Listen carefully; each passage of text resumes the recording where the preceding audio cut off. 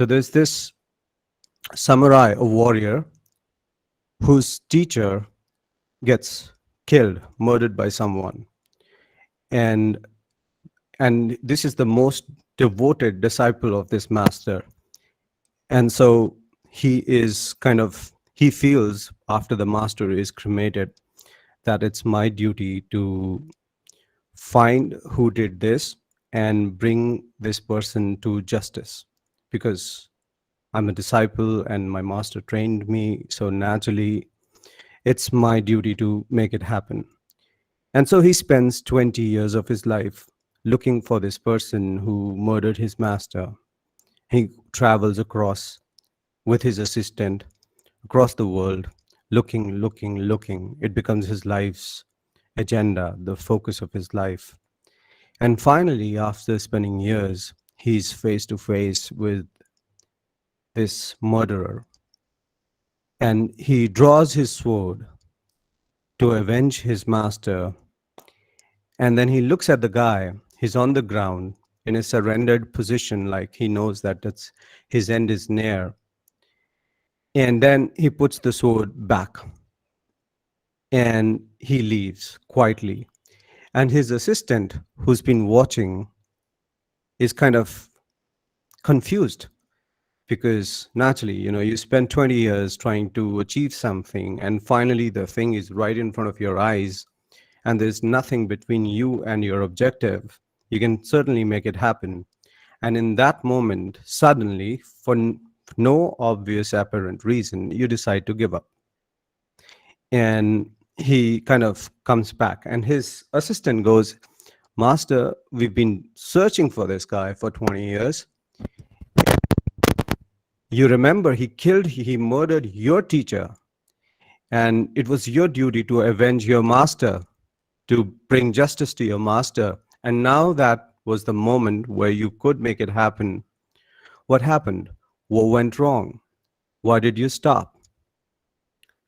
And this guy, the samurai, gives an answer which we kind of will explore together in this workshop today on mindfulness. And I welcome you all. And there are two ways. I will get back to this story, what the person said. But before that, let me set course of how the workshop might unfold. The two ways: one is I can give you a foundation, which I will, on the concept of mindfulness, the applications of mindfulness. And the second is question and answers. And I think if you really trace the roots of mindfulness, traditionally, it's not something which is preached. It's not something that is kind of taught as a belief system. It is something that is actively sought, which means there is intense question and answers happening between two seekers, or a seeker and a master, or two masters. And today, all of us being seekers, so the second aspect, which is critical to understanding mindfulness and its practice in experience, is to basically engage in intense question and answers. And that's my favorite format of any workshop as well. I like to take questions, and because questions build a context in which you can really see information. So I would really like all of you, if you have, kindly take a piece of paper, and you can really write down your question, or you can leave your question. Okay, Mehak, thank you. I just opened my chat. The voice is clear. In case my voice is Yes, not sir. clear, Your voice is kindly clear. just put it there. Okay, sir. Sure. Yeah, so one of the things I like all the participants to do right now is think of a question, any question from any aspect of your life that you're comfortable sharing, and put it in the chat section. It could be anything, because the beauty of mindfulness is it's not limited to any specific aspect of your life. Although when we study tradition, it's traditionally a tool that helps you break through the cycle of life and death, and helps you attain enlightenment and nirvana, which it does work that ways. However, you can simply use the principles to any aspect of your life. And I'll give you a couple of examples to basically so that you understand what we're talking. So I had a Buddhist girl from Ladakh. She came to me almost five years back, and this girl came and she was suffering from asthma. She'd been diagnosed as asthmatic right from her childhood, and she had tried all medicine, Tibetan and allopathic and Ayurvedic and everything. And when she came to my session for the first time, she was carrying a pump, a breathing pump. And I noticed it, and I saw that wherever she went during the workshop, during the tea break, or she would go home, she was always carrying the pump. And one day she forgot her pump home, and she came and she had forgotten the pump, and she was kind of distressed.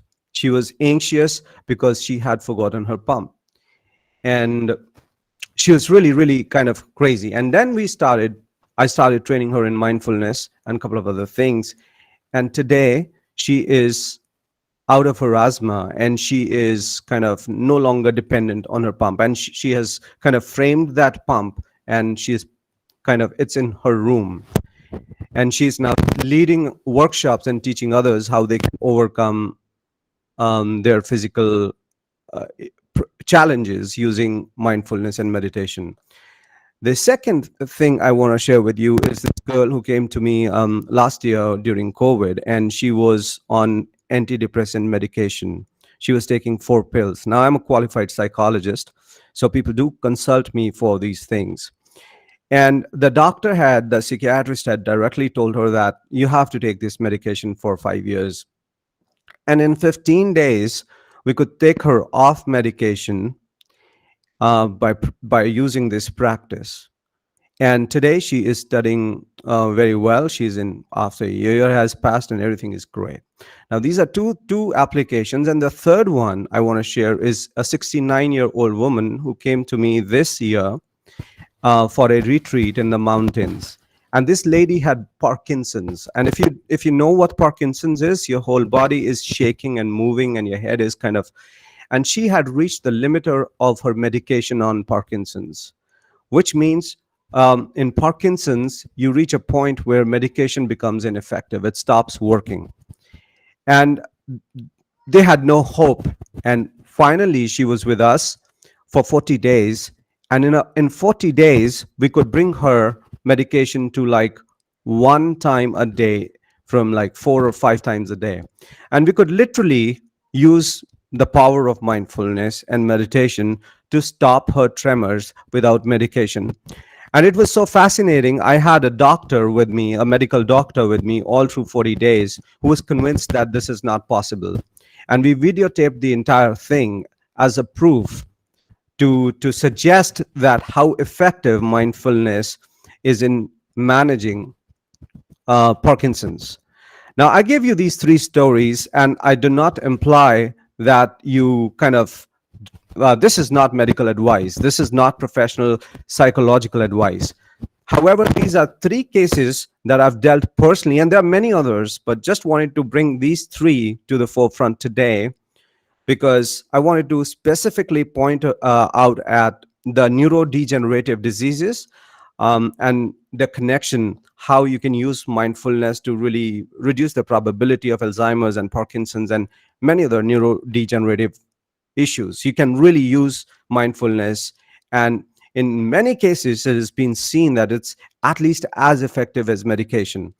Number 2, using mindfulness as a tool to deal with depression and serious psychological like mood swings and many cluster B issues. And if you don't know what cluster B, this is a class of diseases in psychiatry and psychology that we study, for which it is said that there is no standard cure, or nothing is there. You can just manage them by putting people on pills for the rest of their life, and these pills have serious side effects. And mindfulness, in my personal work and experience, has shown promising effects in cluster B or these illnesses. And third, I wanted to talk about physical conditions like asthma, like arthritis, like many kinds of pains that you can really use the practices of mindfulness to overcome them without the need of medication. And this brings me to the point that other than breaking out the cycle of life and death, which you may or may not be interested in, one thing is certain, that mindfulness can help you really manage your body, the physical body, the feelings, the emotions, the your thought processes that you might be kind of stuck in, and it can really help you achieve whatever goals you want to achieve in your life. And the tradition talks about it, the texts talk about it, and I've personally practiced it in my own life. Anything I speak here on the call comes from my personal practice, so I'm not sharing anything based on assumptions or things I've read in the books. It's everything I've tested rigorously and personally in my life for over 20, 25 years. I was kind of lucky that I never got to do anything else in my life except to explore and research the hidden dimensions of human existence as a psychologist, as an esoteric person, and I had the opportunity to really study traditional Tibetan Buddhism at university. So this is an overview I just gave you, and I'd like you to come up with certain questions that you have, so that it gives me an idea what kind of context we'll be shaping, and then I'll be sharing with you the traditional models of mindfulness in a moment. So maybe I'll give you 5 minutes to really type your question in the chat.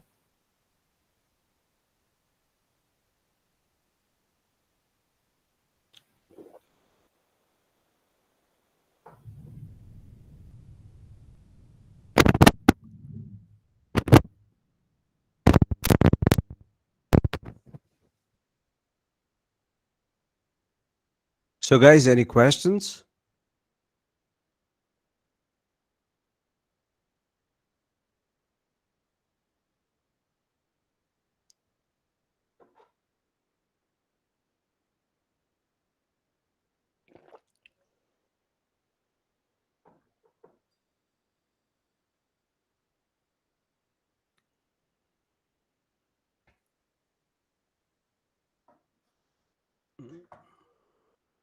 So I request all the participants to kindly ask any question to sir.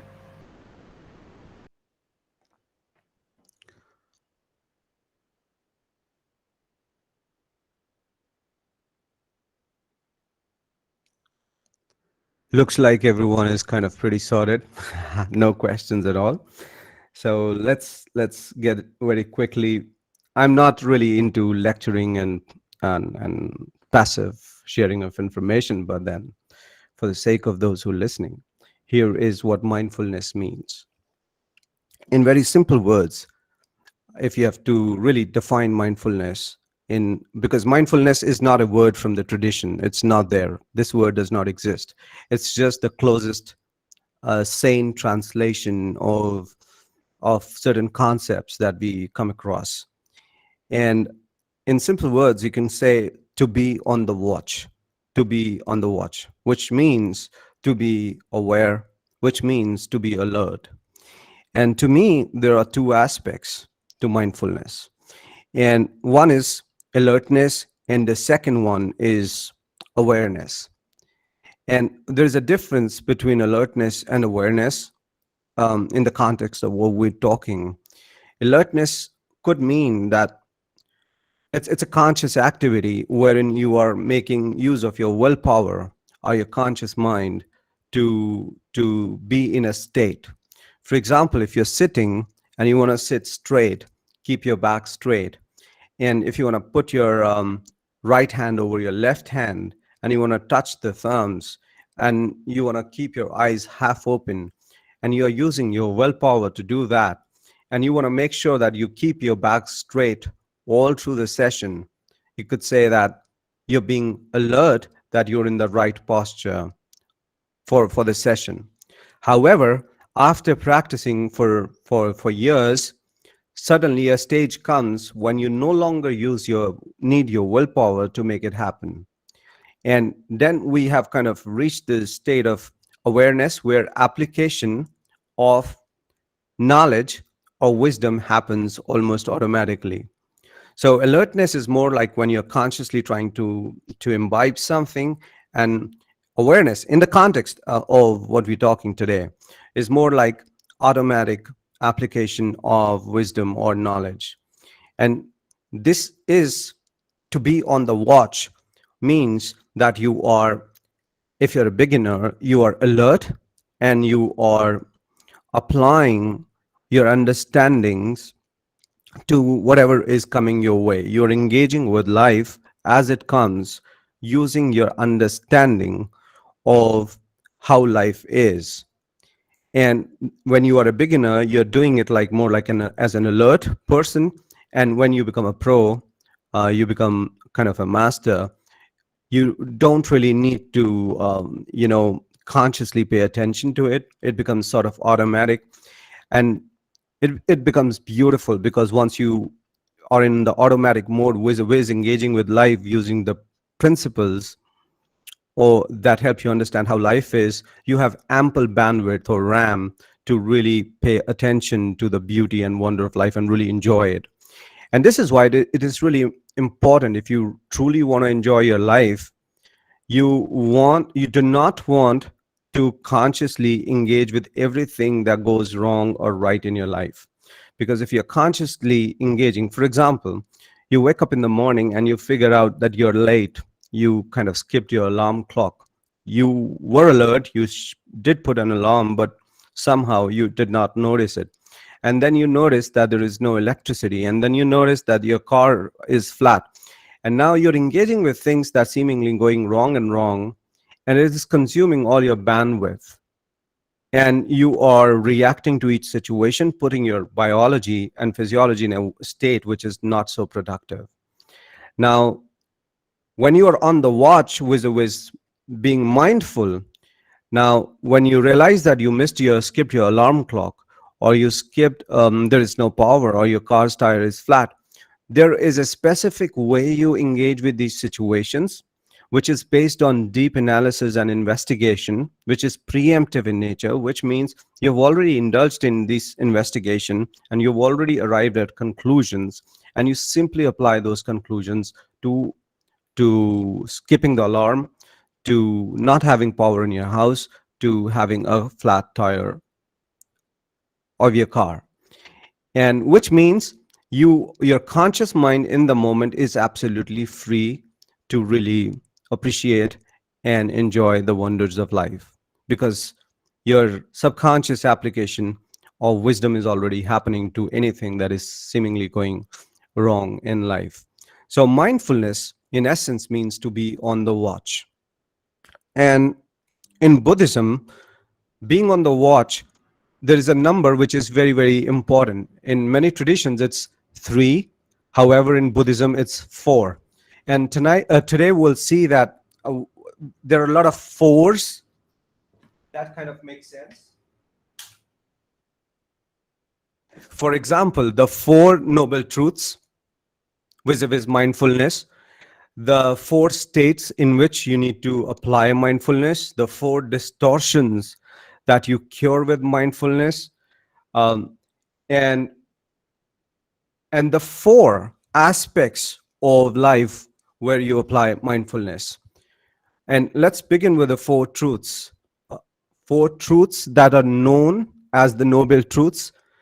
But the fact is, these are the four truths that are known to people who are noble, who have insight into the nature of life. Like there is suffering in the world, that's number one. And there is a cause of suffering, which is attachment and craving, number two. Number three, that you can cure suffering. And finally, there is a path leading out of the suffering. So these are four. And then there are four aspects to the where you apply mindfulness: vis-a-vis your physical body, vis-a-vis your feelings, vis-a-vis your mind, and vis-a-vis this world, the world that we have, the phenomena, the processes that are happening in the world. Now, Like I said, mindfulness has two aspects: alert and aware. Now, the issue here is, which is that you can only apply, um, you can be mindful if you have already investigated the nature of life. Without investigation, you cannot be mindful, because if you have not done any investigations, prior investigations, you do not have your own truths or conclusions. In which case, we usually apply the way we have been conditioned, and we use this conditioning to engage with life.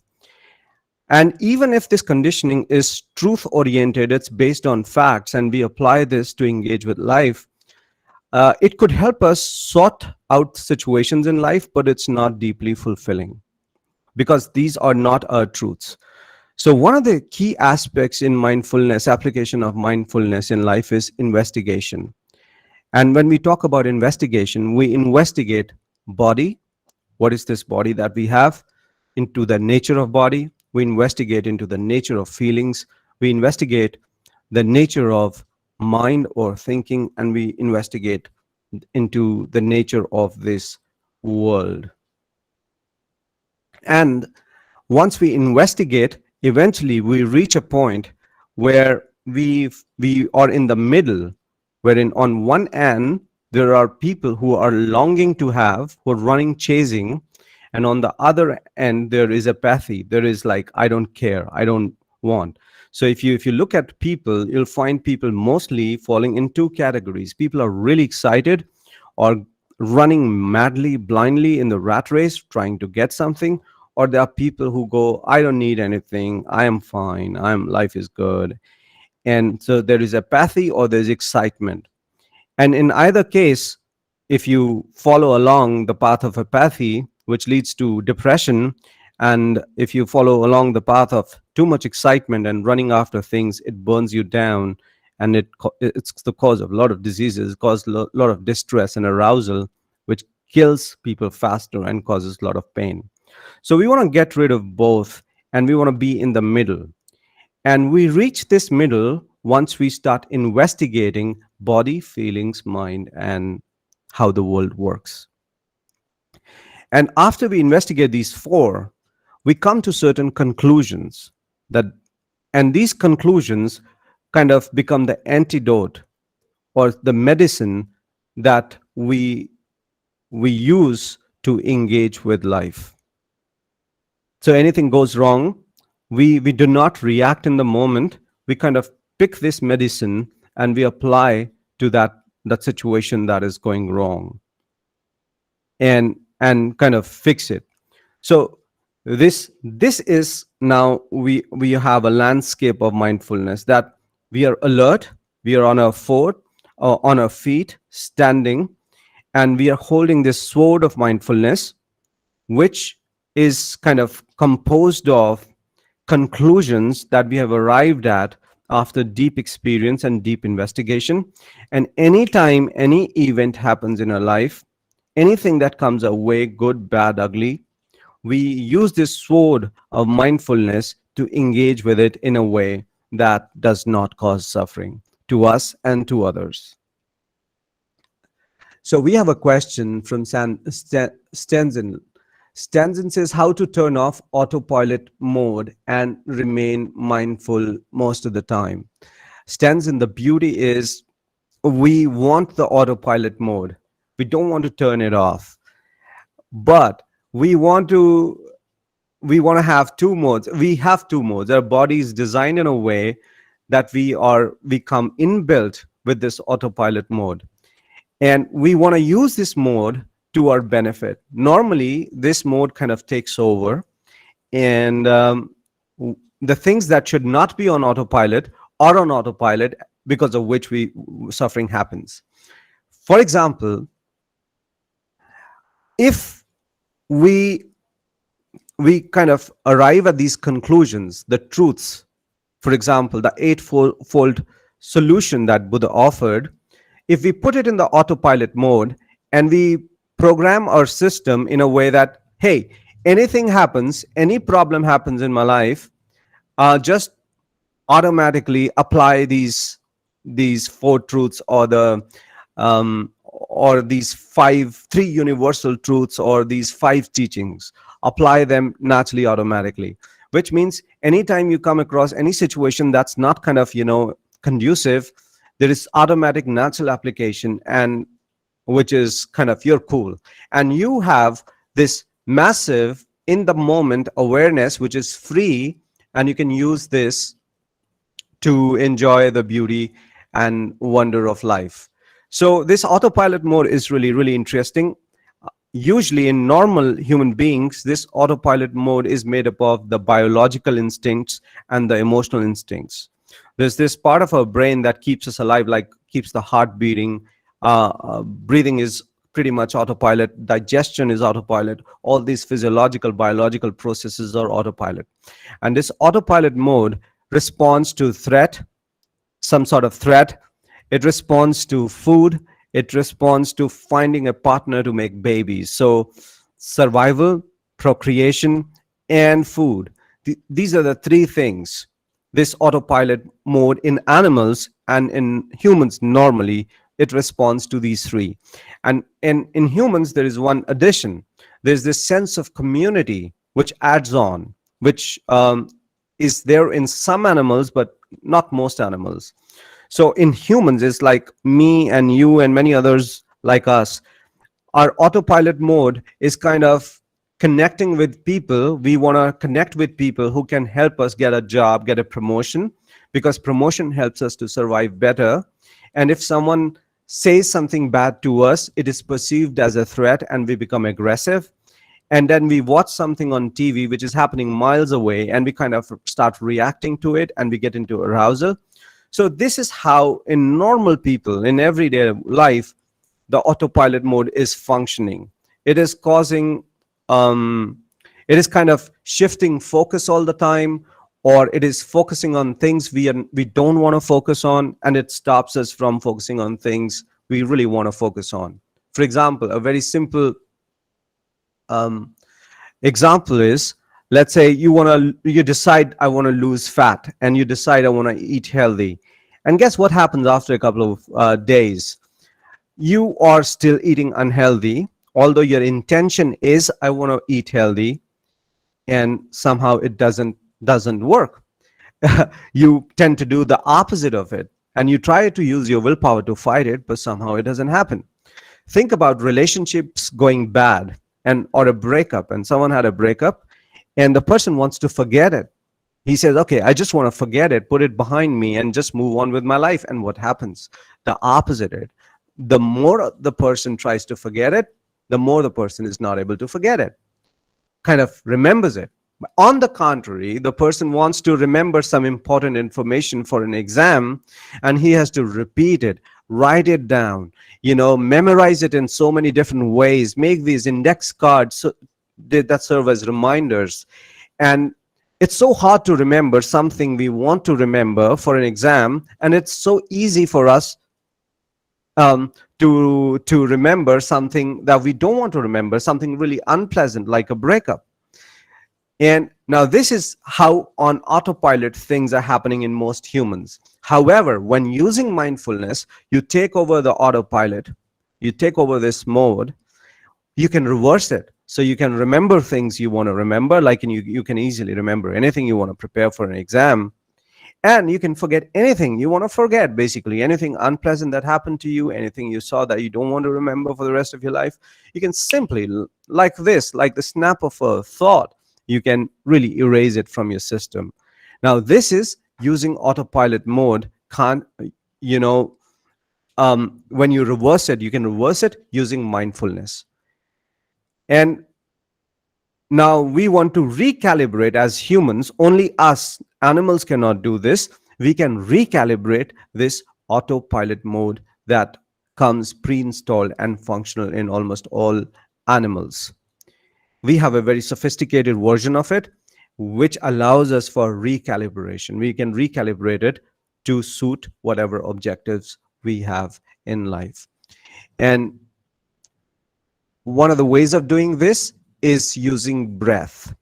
You can simply use your breath to begin, you know, retaking of the control of your autopilot mode. And a simple way to do this would be to breathe in for 4 seconds and to breathe out for 8 seconds. And do it around 10 times. Count it 10 times. Do it like 5 times, 7 times during a day. And make sure you keep track of the counts. And this is a very simple, easy way to regain control of your autopilot and recalibrate it to serve you. I hope, Stenson, that helps. Okay. I have another Dr. Simi. She's asking, is intuition related to mindfulness?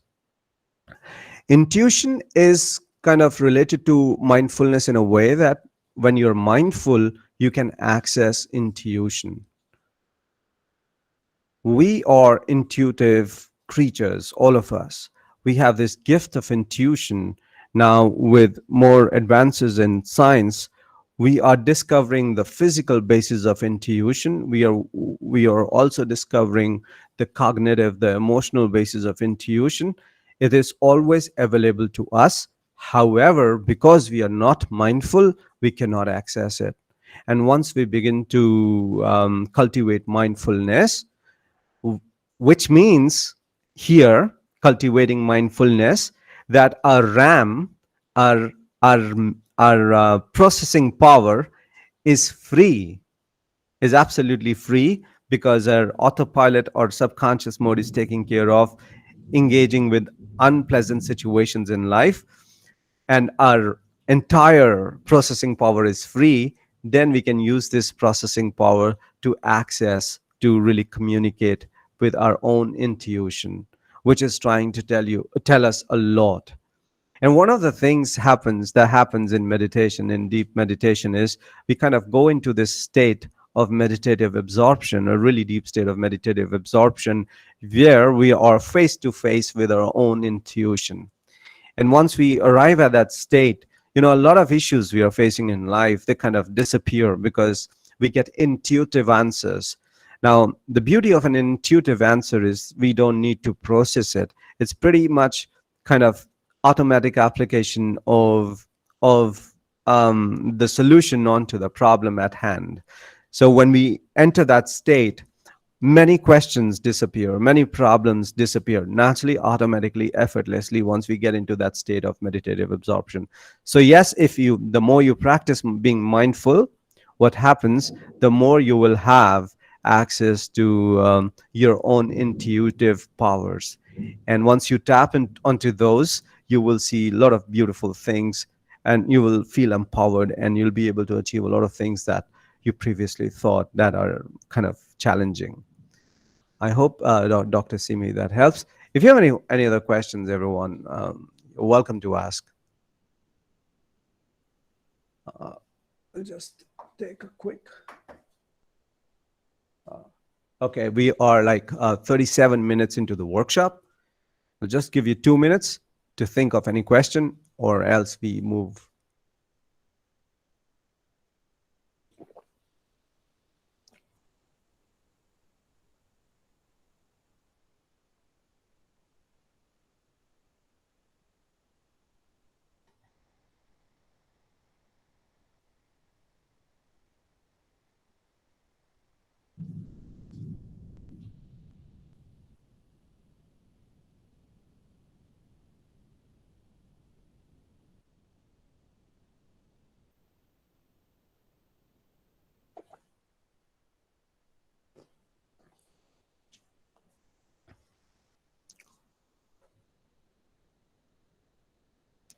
Okay. Looks like no questions. And here we are. And like I said, when we think of mindfulness, we think of four things. We think of our body, we think of our feelings, we think of our thoughts, and we think of the world. And we want to think of these four things in a way so that we don't run after them. Yes, yes, Kitika. Sorry, sir. Actually, my internet was lagging, so that's why I could not pose my question. Hmm. It's just that there's one thing that I'm little concerned, which is happening with me, and I'm sure with all the student, all Hmm. the teachers and professors. Is just Hmm. that our minds become have overactive. Of Hmm. course, mindfulness is overall consciousness around Hmm. things, but when it becomes too active, overactive, so that's also creating certain problem for us. So if you can just in between your session, if you can also just help us with that. Uh, Thank you, Gitika, for your question. Okay. Overactive mind, I'll just first give you the biological basis of what's happening when we say I have an overactive mind. Gitika, are you still there? Are you on call? Yes, sir. Yes, sir. So, I'm still does here. that mean when you go to sleep at night, you try to fall asleep and you have thoughts running in your head and you're not able to put them to rest? Yes, it is. Yes, it's a Yeah, RAM sleep that I generally have because at times I'm more all the time the yeah, work that I'm doing in the yeah, day, yeah, it keeps yeah, repeating itself, yeah, and the yeah, pressure maybe I'm think it's too much thinking on my work maybe yeah, leading to yeah, this thing. yeah. Okay, so here's the situation, Gitika, that is going on. This happens when your body has too much cortisol. You understand cortisol? Yes, yes, I do. It's a stress hormone, which means your body is in perpetual arousal, which means you are in a state of chronic distress. Actually, there is nothing I can understand whatever you're saying. It's not any great mental stress. It's No, just no, that no. It's I have not. It's one not great. deadline. Please understand. Gitika, I'll stop you for a moment, and then you can correct, intervene. Okay. Chronic stress does not mean you have a lot of things going wrong in the life. That is not chronic stress. That is acute stress. Chronic stress is some gentle stress which is always there all the time, and because we kind of think, oh, I can take care of it later, it is always there running in the background. And what chronic stress does, it keeps our body in a state of threat perception, which means our body remains in a state of arousal, and because of which we have a lot of stress hormones flooding our biology. And when we have a lot of stress hormones flooding in our body, we cannot fall asleep, we cannot really disconnect and relax and unwind. Why? Because I said threat perception. Our body, your brain, your biology is thinking, and it is happening at the subconscious level, that there is some sort of threat in my environment, and this is why it is important for me to stay awake and not fall asleep. And your mind will keep scanning. It's like you have this auto tune feature in your car radio. It'll keep scanning for the threat. So you'll keep thinking different things. You'll stop one, you'll start something else, and it'll keep on and on and on and on. And it'll maintain the arousal, and eventually, which causes a lot of other health issues. Now you can please Yes, you're get it. absolutely right. And there's one more thing just I want to add here. Hmm.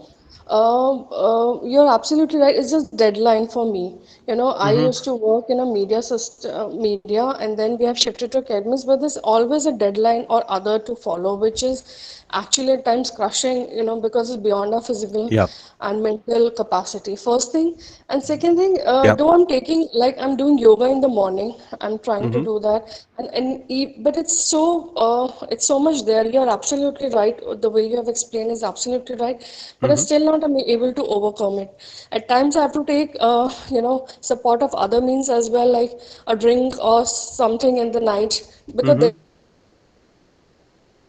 no it's Hello. going, sorry, Yeah. it's like it's a stress, it's a universal problem that I'm talking about, but it's Yeah. getting Yeah. too much. No, you're right. I mean, I get a lot of people these days, especially in COVID times, when I'm training, doing workshops with MNCs, and almost everyone is facing this. This is you're not alone. Yes, I agree. Yeah, so if there is any Hmm. suggestion, anything that will work for us, that will be very wonderful. Okay. See, I can give you three things because you need to understand if you're doing yoga, which is great, yoga will help. Instead of yoga or along with yoga, if you can go for a long, gentle walk, like if you can go on a walk in the Okay. morning or evening or even during It's the just that day we are for an time hour, pressed. but it has to Yeah, be it's just we're gentle. time pressed. Sorry. Yes. Yeah. Yeah, you're So absolutely right. It's gentle, just it that we has are to not be able to.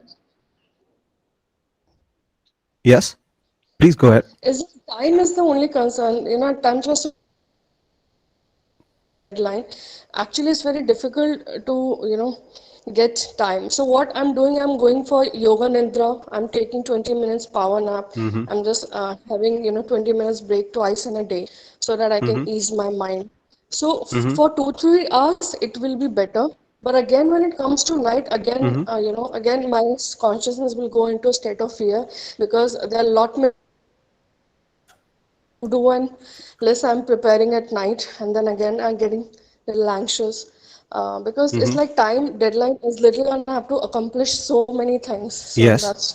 it's a real problem, Yes. and it's part Yes. of the Yes. systematic problems which all are facing. Is that I'm just saying it here. Yep. So it's Yeah, little yeah. troublesome. You're right. Yes, I totally empathize with your situation, and I can give you some. Look, you have an issue which you need to address at three levels. First, you need to understand how you can address it, so that you don't have it for the rest of your life. Okay, I can give you a breathing technique which will address it only at one level. You have to address this at three levels. Okay, are you there? Okay. The Yes, first yes, level is absolutely. biological level, which means you need to create biological relaxation, which yoga will help, physical yoga will help, which yoga nidra will help you with. However, the best thing is deep sleep at night for 6 to 7 hours. That's the best for biological relaxation. The second thing you need to have is emotional relaxation. Okay. And if emotional relaxation is not there, biological relaxation will not stay for longer. Okay. Okay. You there? Emotion, Sorry. everything is stable. Is it that the No, deadline? no, no. Emotional relaxation, I do not mean things are not stable. Emotional relaxation means you practice, for example, if there is someone you love in your life, you have kids, or your mom or your dad, you can really practice every day for 15 to 20 minutes. Like you take these mini breaks. You can take the 5 minutes break and you can really Yeah, think that of I the, do. So it's actually a wonderful family I have, and I have tremendous support. yeah. Absolutely right. But what I'm trying to say, everything goes well in day. Hmm. Yeah. I do yoga Yeah. nidra and I talk Yeah. to. Yeah. It's just at night. Yeah, see, Uh, because at night, what are you trying to do? You're trying to shut your brain, right? You want to go in mm, sleep. And it'll not happen if you have cortisol in your blood. okay. You try anything, and why drinks help? Why taking alcohol helps? Because alcohol is a depressant. It is not a Okay. stimulant, it is a depressant. So when you put in alcohol in your body, it depresses your nervous system. And that's why you get into a sleep. But that sleep is not organic in nature, which means you're not reaping the total benefits of sleep, like the repair that happens in sleep, growth hormone that your body produces in sleep that does the repair. You're not harnessing the full benefits of sleep, which is induced used by taking a sleeping pill or by having a drink, by artificially suppressing your nervous system. What you need is the right set of hormones in your blood. And what I'm trying to tell you is, you have a wonderful family, and who's the person you feel love the most, for the most, like your mom, dad, who is there I mean, someone? I'm living with my husband and my daughter, and they're the Okay, most lovable persons. So, let's say your daughter, you feel a lot of love for her, right? mhm. So what you can do during the day, see, understand, you have to do it during the day, so by the time you hit bed, you have right cocktail in your blood, right hormones in your blood, they'll help you fall asleep. Okay, does it make Okay. sense? Yes, You yes. cannot disconnect your 10 waking hours from 10 hours of sleep at night. You cannot. So what you do during the day is going to help you fall asleep at night. And if you're not doing these things during the day, it'll be very difficult for you to fall asleep at night. All right. So one other Okay. thing, couple of things you're doing right is yoga nidra.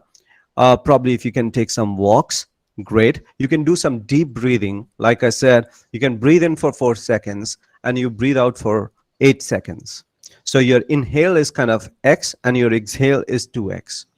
And let's say you're at work, you can do 24 rounds like this. And Okay. whenever you'll do this 24 rounds, it won't take more than like 5 minutes.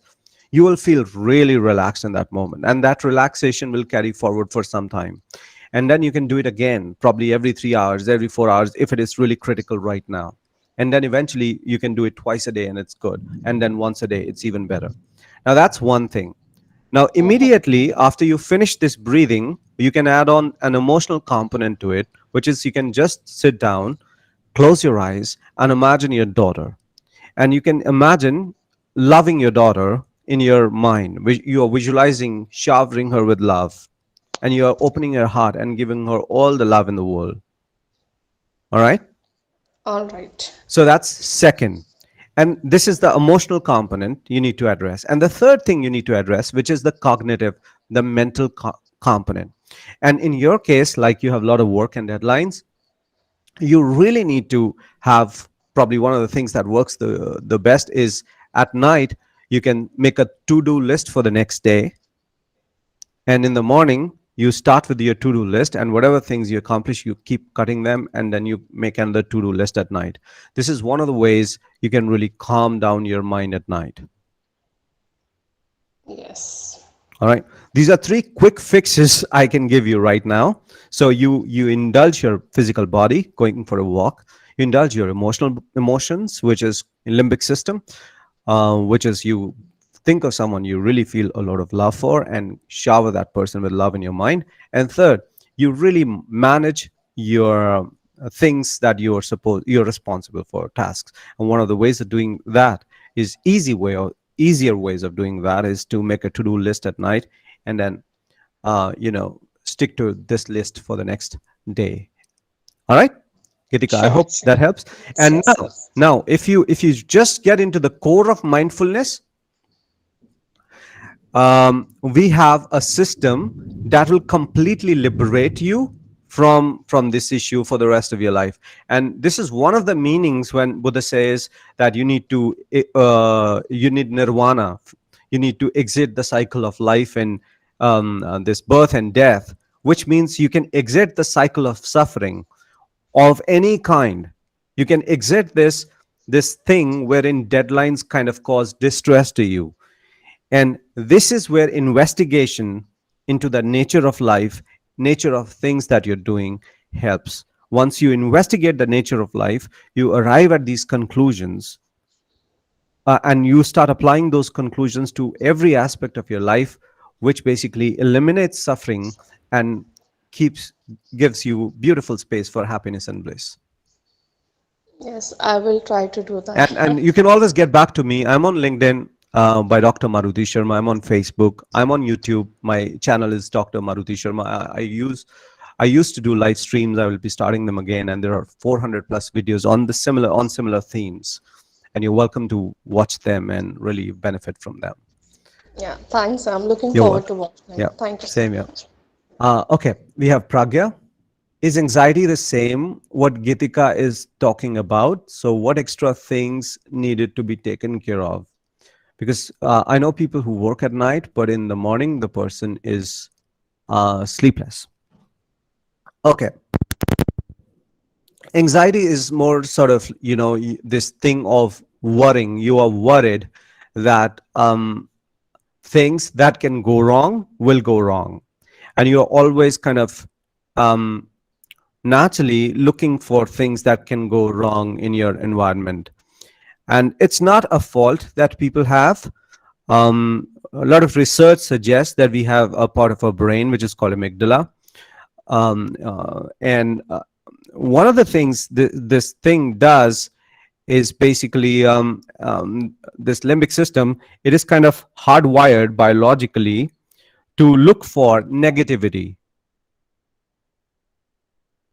in the environment, which means if you really leave a person in autopilot, that person will naturally scan for what can go wrong in the environment, scan for threats, and then start processing those threats, and then kind of start developing this fear. Oh no. Because once you realize that, oh, there are hundreds and thousands of things that can go wrong in my life and I have no control over them, you kind of begin anxious. You start worrying about, what if this happens? What if that happens? So normal human biology or animal biology is designed to scan for threats and negativity. And we can understand that why so. because it's a mechanism that is designed to keep us alive. Now, what happens these days, like for example, you visit a shopping mall or you go to a coffee shop where there is, okay, Pragya, please. Yes, you want to ask something?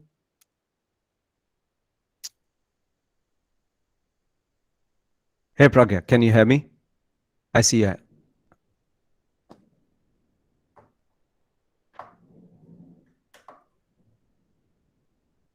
I see the hand go up.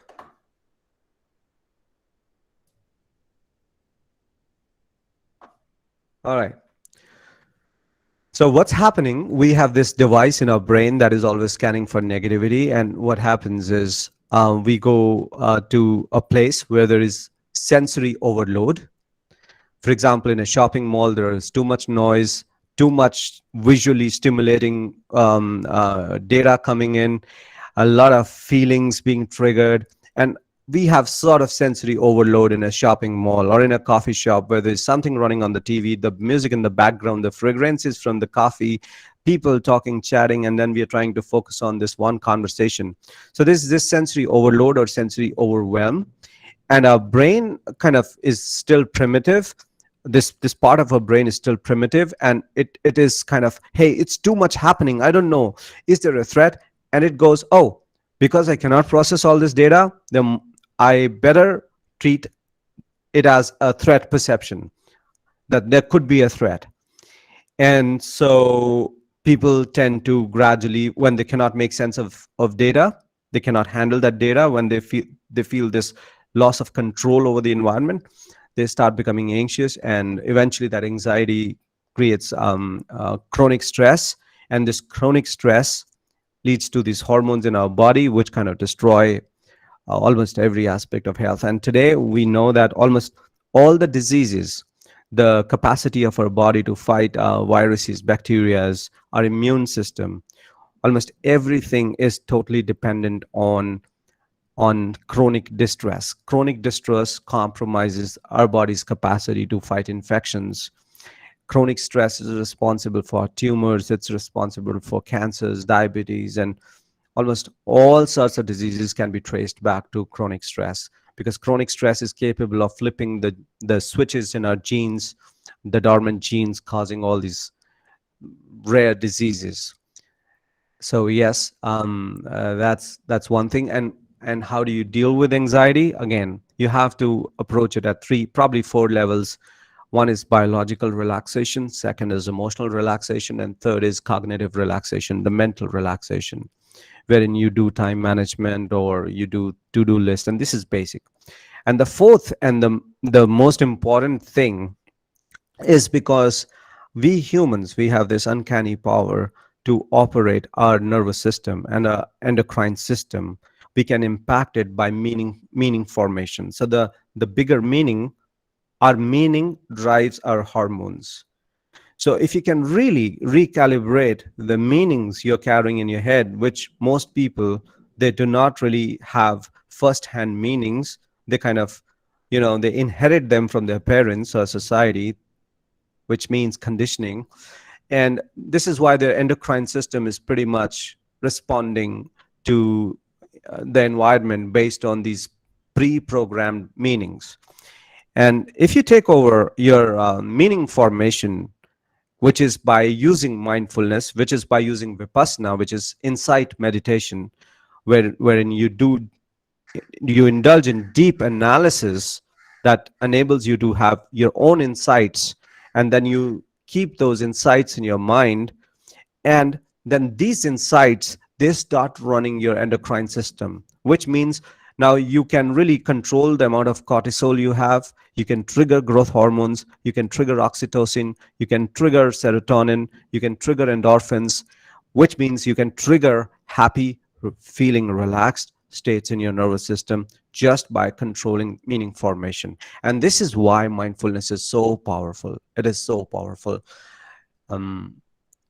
Okay, so Pragya said, I can hear you, but not audible. All right. So my question is, how to be positive as we are in such a negative environment? The beauty, Pragya, is, like I said, we humans have the process to reprogram our nervous system. This is the greatest possible news that I can give you today. And I think in India, in our ancient traditions, people kind of discovered it way back. And this is why they had these elaborate meditation systems, the sutra systems, the tantra systems, and the yoga, the Ayurveda, and mindfulness and vipassana and metta and all these meditation systems are primarily ways to reprogram the human animal brain in a way that it becomes optimized for creating more happiness, more bliss, and feelings of freedom, awe, wonder, creativity in life. This is how you want to do it. I've given you a 3-step system. If you really want to take control of your life, you want to at least approach at three levels, three levers. You want to relax your biology, you want to relax your limbic system or the emotional system, and you want to relax or optimize your thinking brain, our cognitive brain, which is basically by having some structure to your day, some structure to the things you're doing. These are three basic things you can do, and these are more like symptomatic. You're treating the symptoms, but if you really want to eradicate the disease, you want to take one step further and you want to go for cultivating insight, which is like seeing beneath the surface. So if you see that, oh, I have a deadline, if I don't finish my work today, my boss will shout at me, I might lose my job, and so you become anxious. But when you go for insight, you look at the same scenario. Oh, I will not I have a deadline. If I don't finish my deadline, my boss will scream at me, I will lose my job. And you do not go back to your job. When you go for insight, you say, so what if I lose my job? What will happen? And then you say, oh, I won't have money. And you go, so what if I don't have money? What happens when you don't have money? And so you start investigating beyond the surface. Normally people they see a threat, they find a way to treat that threat, and they are kind of stuck in the loop, this loop of suffering. And when you go for insight, which is kind of vipassana, or you want to go for insight using analysis, you keep going deeper, deeper, deeper until you reach a point where you cannot go any further into insight. And once you reach that point, now that insight that you achieved, after you can go no more deeper, that insight is something you have to be mindful of. Now you are on the watch that, oh, I have this understanding that I have arrived at by my own investigation into the nature of life. Let's say just one of the insights Buddha said, and he said, life is temporary. Everything in this world is temporary. So this is one insight Buddha had while he was meditating, sitting under a tree. Now, let's say this is your insight, and we go the same situation at deadlines. And oh, I have a deadline, I miss it, my boss will scream at me, I'll lose my job. What happens? I'll be in. And now you remember that this is temporary. This life is temporary. This situation is temporary. Everything in this life is temporary. And once it is someone else's insight, and you say, okay, I understand, but it doesn't help. But once it's your own insight as a consequence of your own investigation, then, and you be mindful of this insight in a situation where you're missing a deadline, what happens? It takes over your endocrine system, it takes over your emotional system, it takes over your biology, and you can stay relaxed. So these are the four things I would recommend. Relax your biology, relax your limbic system or the emotional system, and relax your cognitive system, or organize your thoughts, structure it, and finally, 4, investigate deeper into the nature of life. Go for insight meditation before you go for mindfulness. Yes, Geetika. You're welcome, Pragya. Okay, Deepti.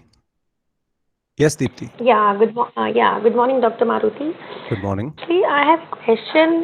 Maybe what I am thinking is this is with most of the people who are in this meeting.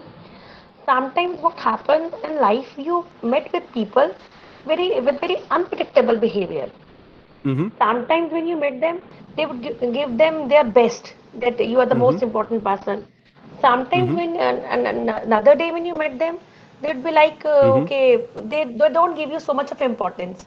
So it Yeah. is our mind which is thinking like this, or it is the personality of the second person who is behaving like this. Sometimes I get confused. It is our mind who is thinking like this, or it is the personality of the second person, or the dual behavior, or it depends on the mood of the second person.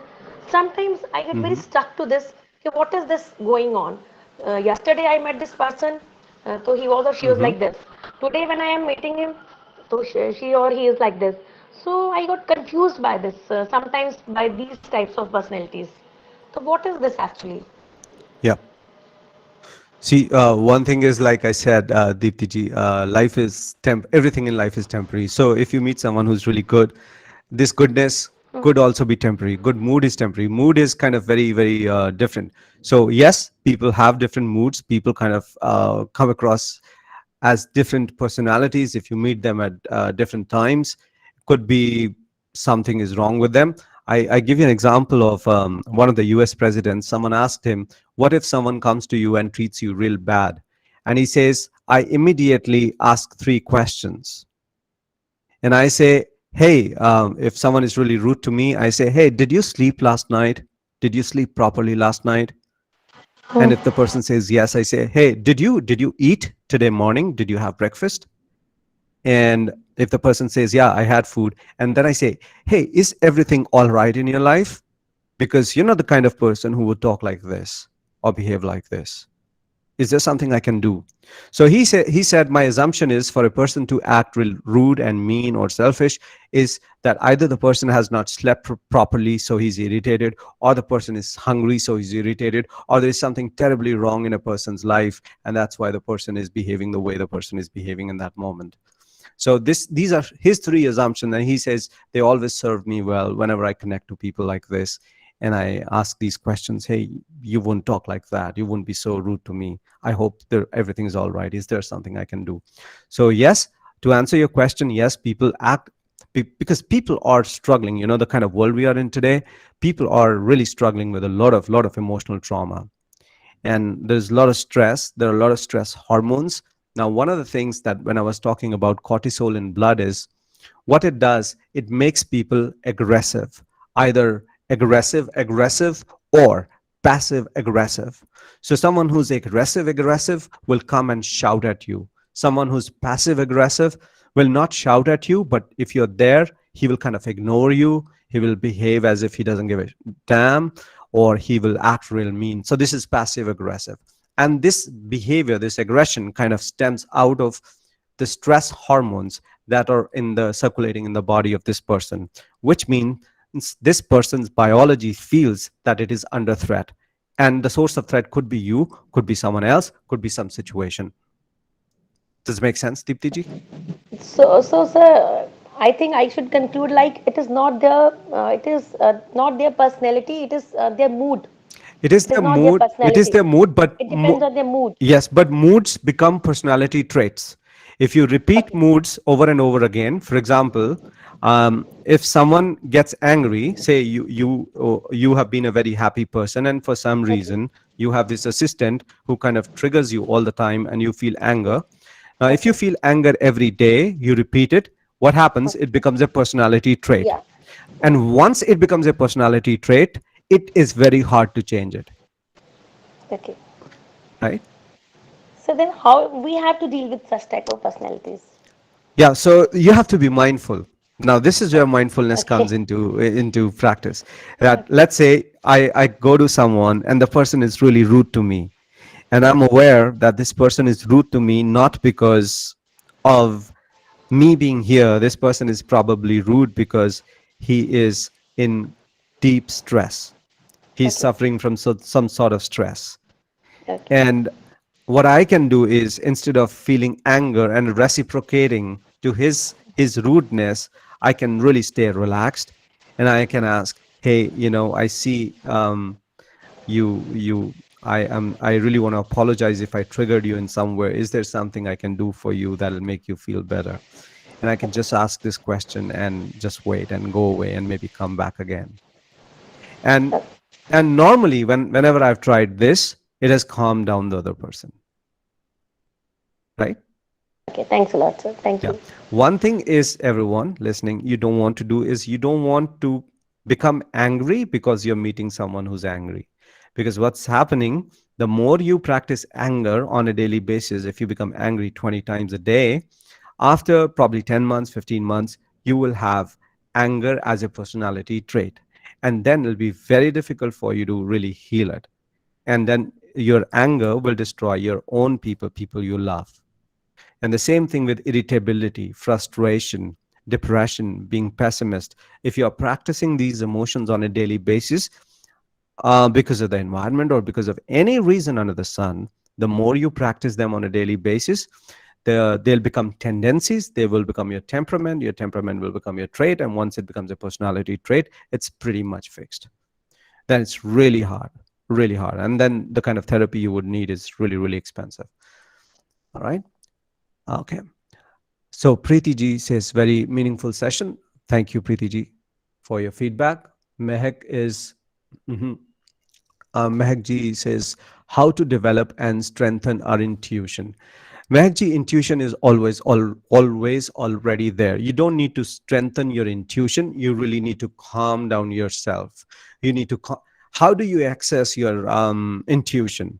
Again, it's very simple. You calm down your nervous system, which means you can practice deep breathing to relax your biology, and then you practice some sort of emotional relaxation system wherein you calm your emotions, so you have love, openness in your nervous system, so you have right hormones, and then you calm down your thinking or your cognitive processes.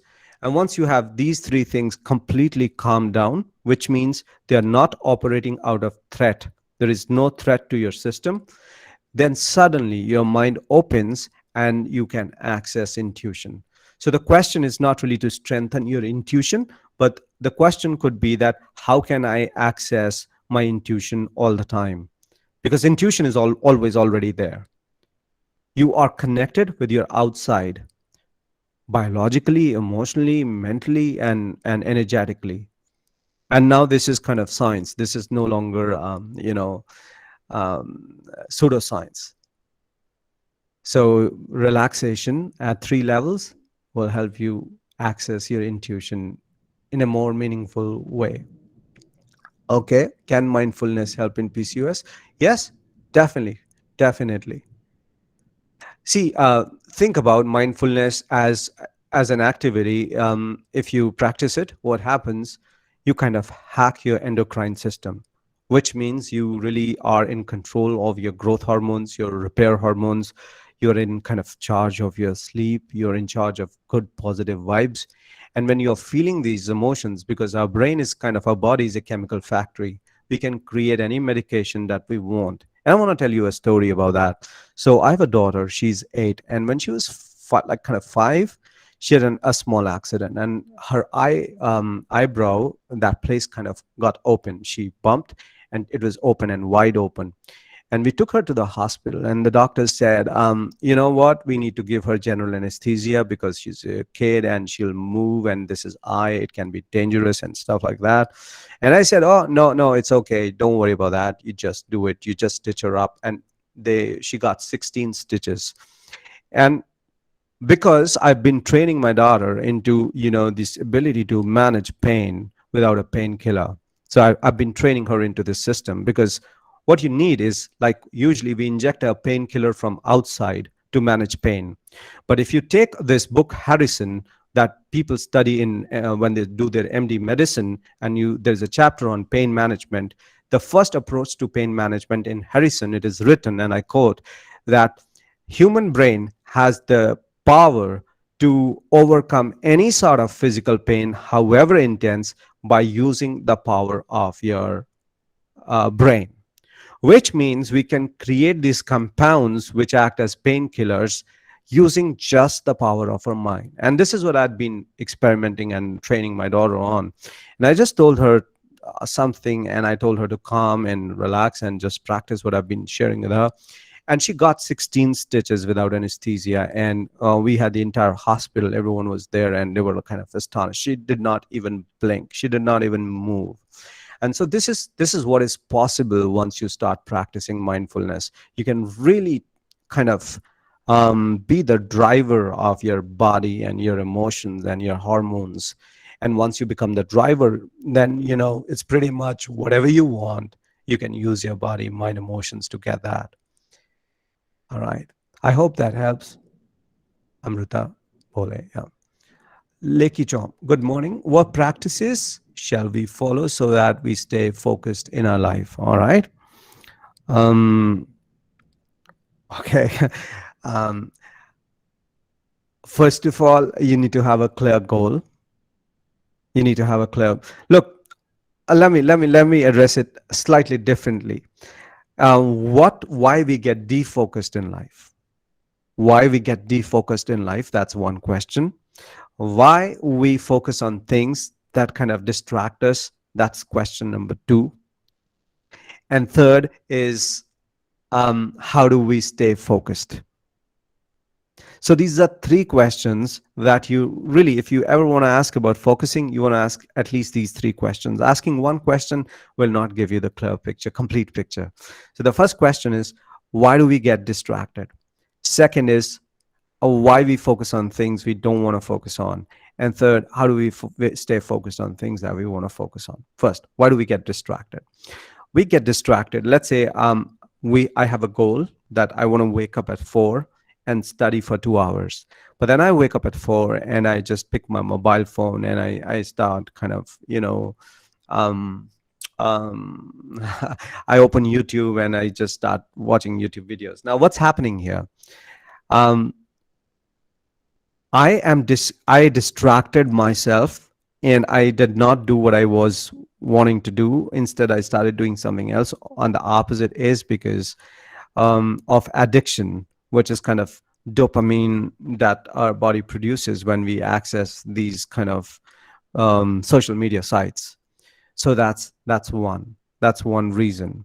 And the probability that we will become a slave to dopamine cravings, usually it happens when our sleep is compromised.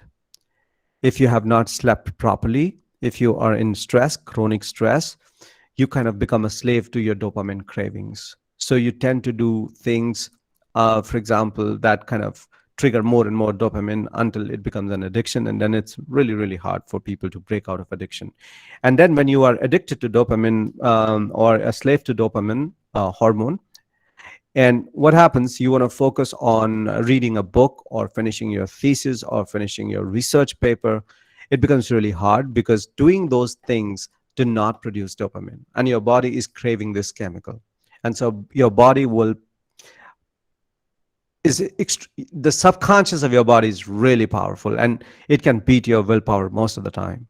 So what it'll do is it'll again make you do things. So you'll be doing Instagram, you'll be doing YouTube, you'll be calling up your friends, you'll be writing WhatsApp messages, you'll be doing these small things, or you'll binge on Netflix.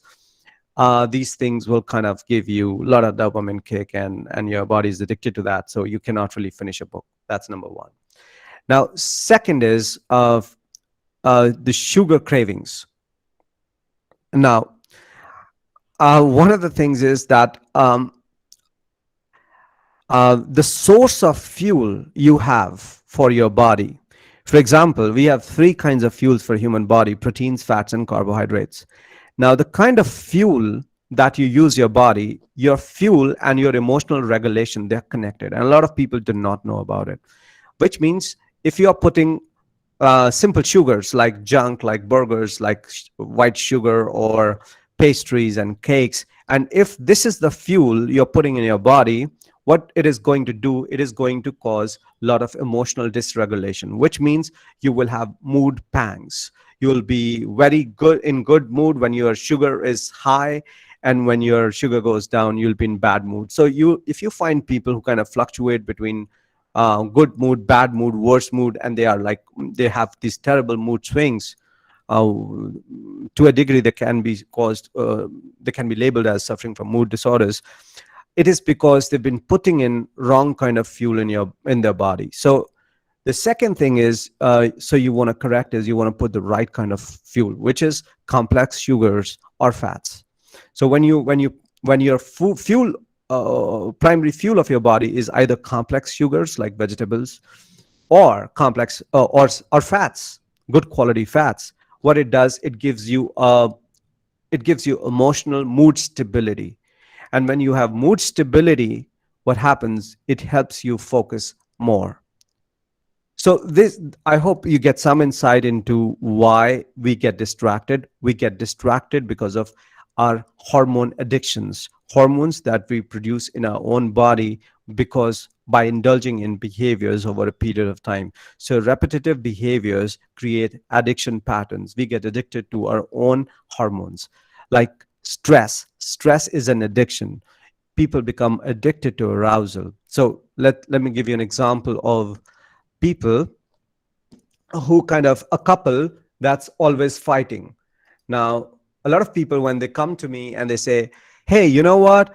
I don't know why we end up fighting with each other. We have nothing. We sit down, we sit together, and we have a fight. And we fight every day. We have to fight, and there is no apparent reason why we are fighting. And the interesting thing is, what happens is when they got together and they had some fights and they kind of started repeating those fights. So every time you fight with your significant other partner, your body gets into arousal. And over a period of time, they get addicted to this arousal. Now, when they get together, their bodies, their nervous system craves, hey, I want that arousal hormone. I want that cortisol. And hey, find something and fight with your partner. And so this addictive pattern of their endocrine system, their nervous system, forces two people in a good relationship to fight even when there is nothing to fight. So you need to understand your distractions happen because of your addiction patterns that you have. And why is it difficult to focus? It's difficult to focus because okay. So it's difficult to focus because let's say you want to finish your research paper, or you want to accomplish something really great in life. And in usually all these scenarios, the gratification, the sense of accomplishment is not immediate, which means if I'm working out today, if I decide to work out today, go on a or if I decide to start my PhD thesis today, it'll take me 4 years before I get my doctorate degree. So this sense of accomplishment will happen after 4 years. And because it'll happen after 4 years, there is nothing immediately that makes me feel good in the moment. And this is why our body goes, hey, you're not making babies by doing research right now. You're not neutralizing any threat by doing some research right now. You are not getting some food by doing research right now, so it's not important. And then coupled with this, when we have our addictions, it's very hard to focus. So how do we do this? Please put clean fuel in your body. If you simply change this one thing, you start eating complex sugars, complex carbohydrates, and good quality fats as your primary source of fuel, you will notice that your ability to focus becomes better. Second thing, you want to make sure you do not compromise 7 to 8 hours of sleep every night, even if that may cost you anything. And if you do this, you will see that your addiction to social media will go down, your addiction to sugars will go down, your addiction to overeating will go down. And all these things kind of compromise your focus. And third thing is you want to have a clear goal. Because if you have too many goals, or if you do not have a clear goal, it creates a sort of cognitive overwhelm. The thinking part of your brain, it has to do a lot of effort to kind of get clarity every single time. And it says, hey, I don't want to waste energy every single time. Our body is energy intensive. It's miser on energy. So it becomes harder. So you want to have a very simple goal. You want to have clean fuels for better emotional regulation. And you want to have physical relaxation by having deep sleep, so you do not create undesirable addictive patterns in your nervous system. I think it helps. I just, there are the comments. So Leki Chomji, I hope you know. Oh yeah, she goes, thank you sir for explaining it so well. I hope it helps. Okay, Preeti ji, I think I have already answered your question that how can we reverse the arousal feeling of fighting? Yes. How can we reverse it? And then we have, okay, can you explain, Tenzin is asking the benefits of lotus posture and Om chanting and mechanism underlying. All right, let me see. What time is it? It's already 11:23. We have 7 minutes left. I'll just talk about the seven pointed posture in meditation in Buddhism. Say so you basically have a seven pointed posture, and then you can indulge in six bases, but then we'll not get into those. So you keep your legs crossed in a comfortable position and have a cushion under your you can have a cushion under your so your kind of tailbone is slightly elevated, and then you can have your left hand below your right and your thumbs touching each other, creating a sort of triangle, and they should not be putting a lot of pressure. Arms slightly away from your body in your lap so that there is circulation of air, your back straight, head slightly down, eyes kind of slightly open so that you can either see the tip of your nose or space in front of you. Because if you close your eyes, what happens? There's a tendency to fall asleep. So you want to keep your eyes kind of slightly open and the tip of the tongue touching the upper ridge of your teeth, upper palate, right where your upper teeth end, and lips relaxed and jaw relaxed. This is how you may want to sit while you are sitting in meditation. And gradually, you kind of master it, and it helps you focus better.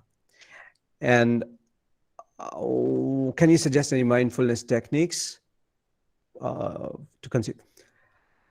All right.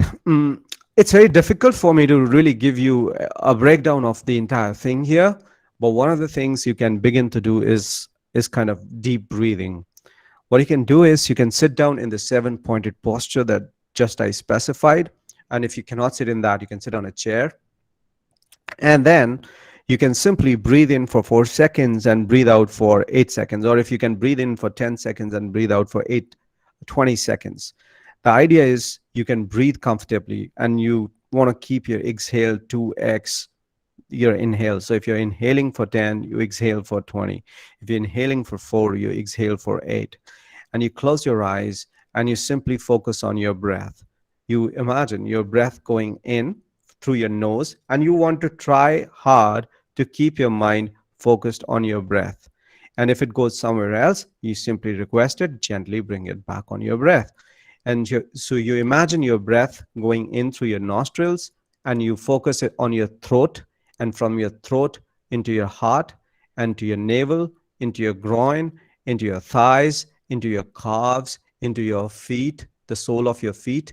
And if your breath is strong, if you're breathing in very fast, after your sole of your feet, you imagine your breath is going into the ground almost like the length of your arm.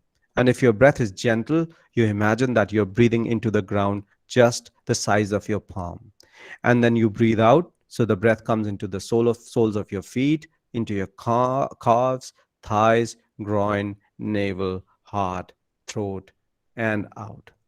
So you do these 10 rounds and try to be focused onto the movement of breath from outside right into a distance, either a palm length into the ground or an arm length into the ground.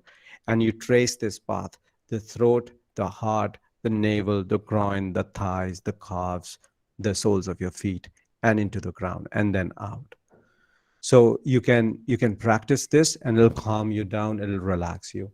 And here is my number, everyone, if you want to get in touch with me. This is my WhatsApp number and my calling number. So if you have any questions, you can really text me on this number. And like I said, I have a YouTube channel. It's already 11:30, 11:27, so I wouldn't want to waste any more time. If you have some final question, feel free to ask. I did my best. We have not even scratched the surface. But I thought it's more useful. By the way, ending the story, so this samurai's assistant says, "Sir, why didn't you kill?" And he said, "My master taught me that you need to train your mind to act out of duty or in dharma, not out of anger or impulsiveness. So for 20 years, when I was looking for the murderer of my master, I was searching without anger. There was no anger in me. I was simply doing my duty as a disciple. But when I saw his face and I drew the sword, suddenly looking at his face and imagining he killed my master, I was full of anger. And our training forbids us to act out of anger. So he puts the sword back in and goes back. He says, I'm not qualified to kill because I have anger. So this is called acting mindful. He was mindful of the teachings he received. And when he took the sword out, there was anger in his system and he was mindful. He was on the watch. Oh, I have anger. I'm about to kill him out of anger. And that's not what my master taught me to do. So he puts the sword in, he applies mindfulness, he applies the antidote, and he walks away. Okay, how to improve memory power? Because I have short-term memory. Sleep. Sleep. If there is one drug you need to improve your memory, that is deep sleep. Increase your sleep from 7 to 8 hours, because integration of information happens in sleep every night. So if your sleep is compromised, your memory will eventually get compromised. So if you want to improve your memory, one of the best things to do is to deep sleep. And second, long walks have shown in research that they improve your memory and integration. It's 11:30, and I hope I'm done. It's 11:29, and thank you everyone for listening to me for an hour and a half. Yeah. So I think there is no more queries in the chat box. So thank you so much, sir. It was really a lively and engaging session. So which actually deemed to be the art of living for every one of us. So I hope the participants might have refreshed and get ready for the next session. So I think, sir, your session will be an energy booster for every one of us. Thank you. Thank you so much, sir. Thank you, Mehekji. Thank you, Thank you. everyone. Thank So you, I request Rajini. everyone to kindly turn on their cameras.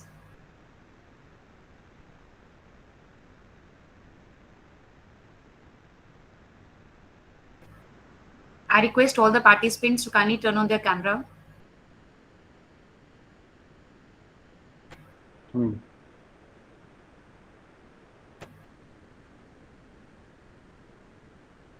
Thank you, everyone. So there is a short break of half an hour.